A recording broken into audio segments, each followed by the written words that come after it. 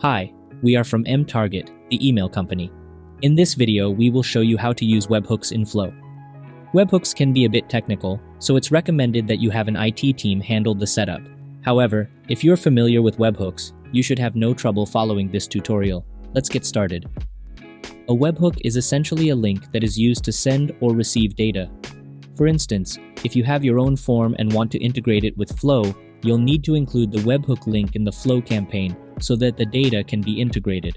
Within the Flow feature, there are three components related to webhooks: triggers, filters, and actions. Triggers. In the trigger section, you'll find the webhook and JSON param columns. The webhook is the link you'll need to pair with the post method. JSON param is a sample of the data that will be entered into Flow, which allows the system to recognize the data, especially when you want to use filters. JSON param data samples come in two types, text and numbers. Only these two types of data are valid. You can find an example of each data type in our documentation. Filters. You can use webhook filters to retrieve data that meet certain criteria. Make sure the data in the JSON param in the trigger section is entered correctly, as the data that can be selected in this filter is taken from the JSON param. There are two types of filtering for webhooks, and or. The AND method is used for creating value criteria in a single data set, while the OR method is used for creating multiple data criteria to be filtered. The webhook filter has several rules for creating data criteria based on the type of data. Text equal. The retrieved data will exactly match the entered value.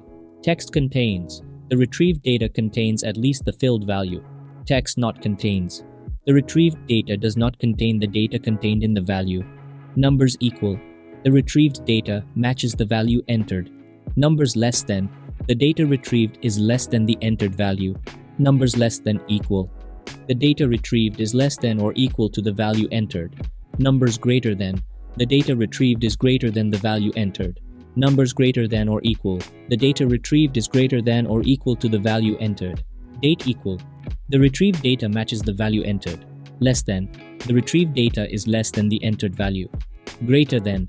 The retrieved data is greater than the entered value. Action send webhook. In this action, you will need to provide the webhook link where the data will be sent to. This will typically be a third-party application or service that you are integrating with.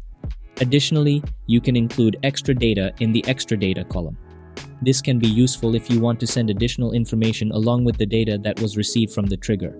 You can include any relevant data in JSON format, similar to the JSON param data in the trigger. Webhooks can be a powerful tool for integrating different applications and services.